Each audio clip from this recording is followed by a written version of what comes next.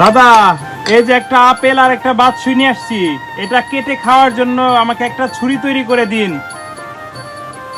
জি বসেন, অনেক সুন্দর একটা চাকু হইব, আমি তৈরি করে দিচ্ছি।